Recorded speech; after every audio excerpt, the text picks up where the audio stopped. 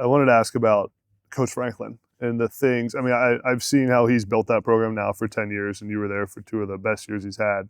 Um, and I've had so much respect for how he's built that program and just like the culture and the one thing about Coach is he's very like he has his process that he believes in and he doesn't waver from it. That's right. What are the biggest things? What are the couple of things that you learned from him just coaching under him at Penn State? Well, you see, as you mentioned, a program who, when you've got that time, Yeah. you know what I mean? And then you're able to build a staff of not just what he believes in, the people that believe in his process that you can surround yourself with, that enjoy that consistency, where they know when they walk in that building, they know exactly what they're going to get. The players know exactly what that program is going to be. The coaches know exactly what that program is going to be. And you don't have to worry about, all of a sudden these, wide variances of what mood is somebody in today, and that's going to dictate, how we decide to go about things today.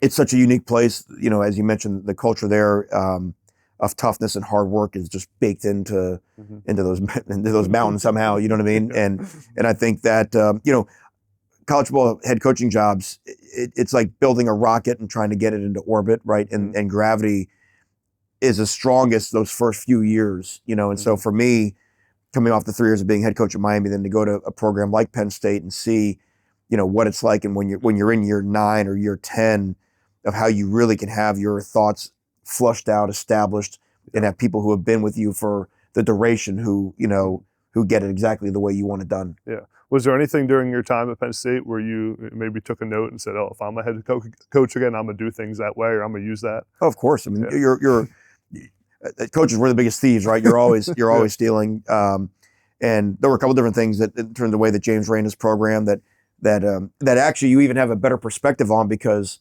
you saw what it was like when you were doing it. Yeah. And now you have a different perspective of even just how to deal with your time. Because again, speed happens and you'll have a thought. And if you don't hammer down on that thought right away or pass that along or shoot somebody a text, you'll just realize it's like a river, man. And like what'll seem important in this moment, the river just carries it downstream. It'll be 3 days later and you're like, oh crap, I never sent that guy that text. And so, I would watch James. Actually, I remember when I was there maybe a week and it was signing day, and he and I were just chatting just about nothing important. And I began to realize that in the 3 or 4 minutes we were chatting, a little strange group of like 4 or 5 people that were just standing there looking at their shoes just came by, and I realized I'm like, I know they are. They want to talk to you, and I'm like, I'm going to enjoy not being head coach for a few minutes because people, you're the most important 5 minutes of anybody's day. Yeah. And when you're the defense coordinator, you are not that at all. So I was like, all right, they're all yours. Yeah. When was the time at Penn State that you did, I guess that you were thinking about wanting to be a head coach again? I mean, you probably had, you could, as you mentioned in the beginning, you could have probably been at Penn State for 10 years and been just, have the safest job in America as a DC there.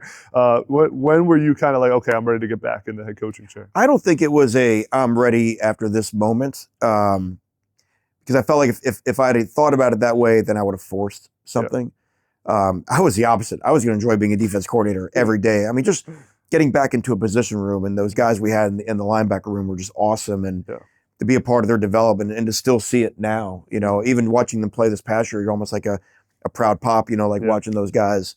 So there was never a day of angst like, oh man, I need to go be a head coach. I was going to really just, and I've always felt that in this profession, I think good advice for anybody is that the right jobs come find you. Yeah. And if you have to force it, or if your angst is trying to push to get somewhere, you may take a job for the wrong reason. And again, I was lucky in terms of where I was. We're going to have a great deal of success. They're going to play great defense at that school forever and ever.